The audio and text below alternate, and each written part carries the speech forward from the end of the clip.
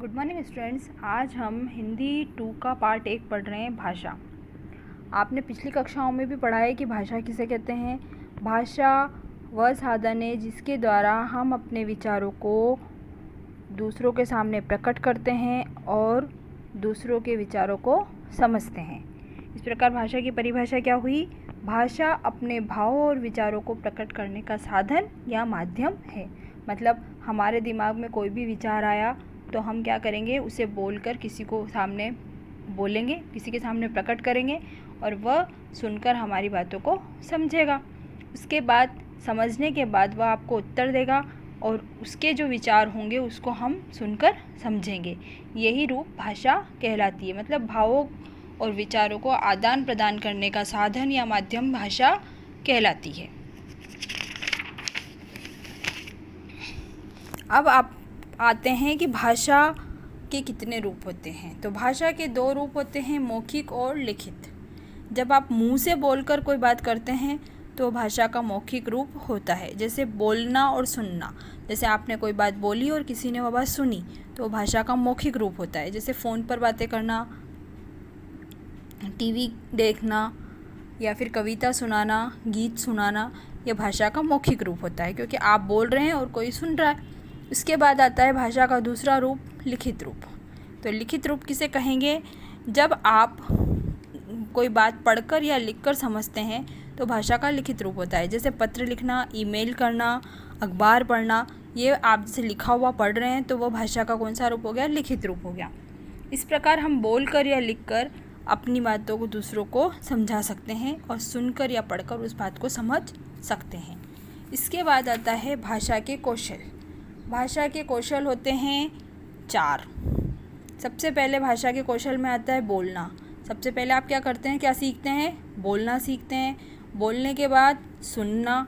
आप कोई बात बोलोगे, सामने वाला आपकी बात सुनेगा और समझेगा, है ना। तो सबसे पहले बोलना, फिर बोलकर कोई बात समझाई जाती है, उसके बाद सुनकर समझी जाती है, फिर लिखकर समझाई जाती है और पढ़कर समझी जाती है। इस प्रकार ये भाषा के 4 कौशल होते हैं। इनका प्रयोग भाषा के दोनों रूपों में होता है। इसके बाद आता है बोली। बोली किसे कहते हैं? बोली होती है क्षेत्रीय स्तर पर।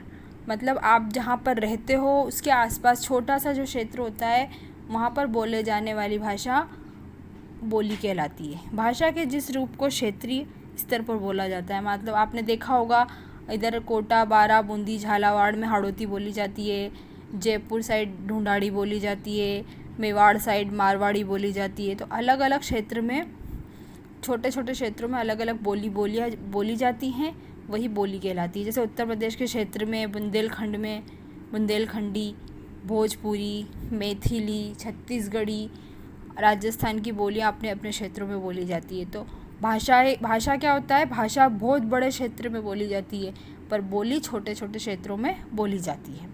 अब बोली और भाषा में अंतर। बोली किसी विशेष क्षेत्र तक सीमित होती है जबकि भाषा का स्तर बहुत बड़े स्तर पर बोली जाती है। मतलब बोली क्या होगी? जैसे आपने देखा होगा कि हाड़ौती हम सिर्फ अपने कोटा, बारा, बूंदी यहीं बोलते हैं, पर हम हिंदी को पूरे भारत में बोलते हैं। तो यह भाषा क्या होता है? भाषा बहुत बड़े स्तर पर बोली जाती है और बोली छोटे स्तर पर बोली जाती है। बोली का साहित्य मौखिक तथा भाषा का साहित्य लिखित रूप में होता है। बोली का साहित्य मौखिक, मतलब आपकी जो बोली है उसमें जो कहावतें होती हैं या जो कहानियाँ होती हैं सिर्फ लोग बाग आपको बोल कर सुनाते हैं, उनका कोई किताब नहीं होती है। पर भाषा का क्या होता है? साहित्य होता है। जैसे अवधी भाषा में, अवधी में रामायण लिखी गई है या फिर रामचरितमानस की रचना की गई है। जो बड़े बड़े ग्रंथ हैं उनकी जो संस्कृत भाषाओं के जो ग्रंथ है तो वो भाषा है। संस्कृत क्या है? भाषा है। संस्कृत बोली नहीं है, हिंदी बोली नहीं है क्योंकि इनकी बड़े बड़े ग्रंथ उपलब्ध हैं। परंतु हमारी हाड़ौती के ज़्यादा ग्रंथ नहीं है, सिर्फ छोटे छोटे क्षेत्र में बोली जाती है, तो वह बोली कहलाती है। इसलिए बोली भाषा का क्षेत्रीय रूप होती है। अब भाषा का क्षेत्र।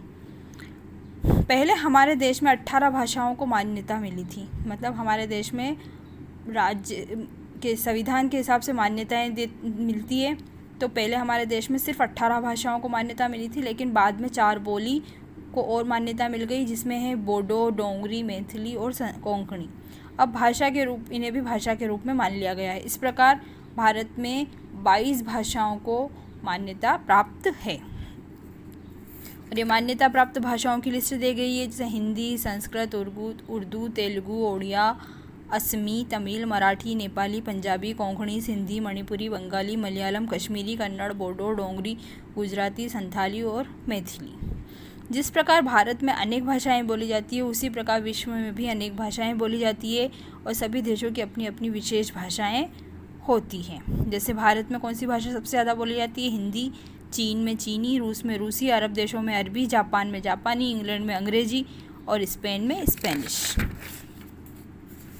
अब आता है लिपि। लिपि किसे कहते हैं? भाषा बोलते समय जो शब्द हमारे मुख से निकलते हैं, मतलब हम जो भी शब्द या जो भी वर्ण बोलते हैं उनकी जो ध्वनियाँ होती है, मतलब जो आवाज़ होती है, उसको लिखने के लिए कुछ चिन्ह होते हैं। जैसे आपने बोला अ, तो अ को लिखने का एक तरीका होता है। आपने बोला ए, तो ए को लिखने का एक तरीका होता है। जो लिखने का जो तरीका है या विधि है वही लिपि कहलाती है। तो लिपि किसे कहा जाता है? भाषा को लिखने का एक ढंग होता है, एक तरीका होता है, एक विधि होती है। तो जिस भाषा को जिस तरीके से लिखा जाता है वही उसकी लिपि कहलाती है। जैसे हमने विद्यालय शब्द लिखना है तो हम विद्यालय हिंदी में ऐसे लिखेंगे, अंग्रेजी में ऐसे लिखेंगे। तो हिंदी में विद्यालय लिखेंगे, अंग्रेजी में स्कूल लिखेंगे। तो विद्यालय को अंग्रेजी और हिंदी में अलग अलग तरीके से लिखा गया है और लिखने की इसी विधि को लिपि कहते हैं। तो लिपि की परिभाषा क्या हुई? भाषा को लिखने का ढंग या तरीका लिपि कहलाती है। भाषा को लिखने का ढंग या तरीका ही लिपि कहलाता है। अब प्रत्येक भाषा की अलग अलग लिपि होती है। जैसे हिंदी की लिपि देवनागरी, संस्कृत की भी देवनागरी है, अंग्रेजी की रोमन, पंजाबी की गुरुमुखी, उर्दू की फ़ारसी, बंगाली की बांग्ला, जर्मन की रोमन और फ्रेंच की भी रोमन और अंग्रेजी की भी रोमन। 14 सितंबर 1949 को भारतीय संविधान के अंतर्गत हिंदी भाषा को भारत संघ की राजभाषा के रूप में स्वीकार किया गया था। इसलिए भारत में प्रत्येक वर्ष 14 सितंबर को हिंदी दिवस मनाया जाता है। भारत में हिंदी दिवस कब मनाया जाता है? 14 सितंबर को हिंदी दिवस मनाया जाता है। आज हम हिंदी को हमारी राष्ट्रभाषा मानते हैं। अब आता है हमारा व्याकरण, कि व्याकरण किसे कहते हैं। जब आप कोई नई भाषा पढ़कर या सुनकर समझ सकते हो क्या बात हो रही है, नहीं ना। मतलब कोई नई भाषा आप सुनोगे, आपके सामने कोई फ्रेंच भाषा में बात करे या कोई उड़िया में बात करे या कोई रशिया में बात करे तो आप नहीं समझ सकते। आप किसी नई भाषा को सुनकर या पढ़कर तभी समझ सकते हैं जब आप उस भाषा को सीखेंगे। हमें सिर्फ आवाज़ें सुनाई देंगी या कुछ लिखा हुआ पता चलेगा, मतलब समझ तो सकते नहीं, सिर्फ पता चलेगा कि कुछ लिखा हुआ है या कोई बात हो रही है। किसी भाषा को समझने के लिए सबसे पहले हम उन शब्दों को जानना होगा और फिर उसके वाक्यों की रचना भी जाननी होगी। मतलब भाषा को समझने के लिए क्या करना पड़ता है? पहले तो उस भाषा के शब्दों का अर्थ समझना पड़ता है, फिर उनको लिखने का तरीका समझना पड़ता है। और इन सब का ज्ञान हमें कौन कराता है? इन सब का ज्ञान हमें व्याकरण ही कराता है। तो व्याकरण किस बात का ज्ञान कराता है? भाषा को शुद्ध रूप से लिखने और पढ़ने की जानकारी देने का शास्त्र व्याकरण कहलाता है। नीचे दिए गए उदाहरण पढ़िए और समझिए। बच्चों को खिलाओ छील कर केला, क्या सही है? नहीं है। क्या होना चाहिए सही वाक्य? बच्चे को केला छील कर खिलाओ। ये नहीं कि बच्चे को खिलाओ छील कर केला। आशीर्वाद दादाजी ने दिया, आशीर्वाद दादाजी ने दिया, दादाजी ने आशीर्वाद दिया। उपरयुक्त जो वाक्य लिखे हैं वो पढ़ने में अजीब लग रहे हैं क्योंकि उनमें अशुद्धियाँ हैं।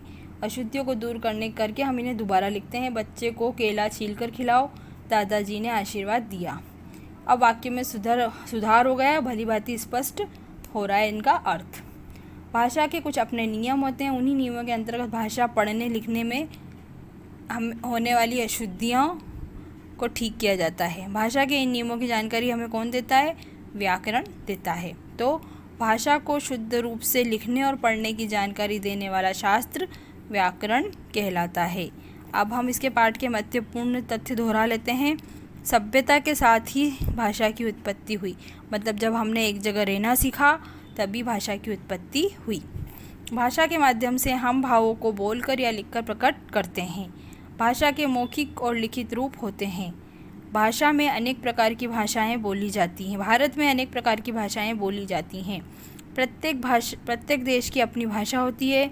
प्रत्येक भाषा की अपनी एक लिपि होती है। 14 सितंबर 1949 को हिंदी भारत की राजभाषा बनी। भाषा के शुद्ध रूप की जानकारी हमें व्याकरण से मिलती है। अब भाषा की उत्पत्ति कैसे हुई? जब मनुष्य ने एक जगह रहना सीखा तभी भाषा की उत्पत्ति हुई। आप दुकान पर चॉकलेट, टॉफ़ी आदि चीज़ें खरीदने जाते हैं, तब क्या आप भाषा के किस रूप का प्रयोग करते हैं? क्या करते हैं आप? बोलते हैं या लिख के देते हैं? बोलते हैं ना, तो भाषा के कौन से रूप का प्रयोग करते हैं हम? मौखिक रूप का। अब आपको इस पार्ट को अच्छे से पढ़ना है, और जब आप इस पार्ट को पढ़ेंगे तो आपको ये वीडियो सुनना है। मतलब आपको जब वीडियो सुनेंगे तो आपको किताब खोलकर रखनी है और साथ साथ पढ़ते जाना है। आपको इस पार्ट का बुक वर्क करना है और भेजना है।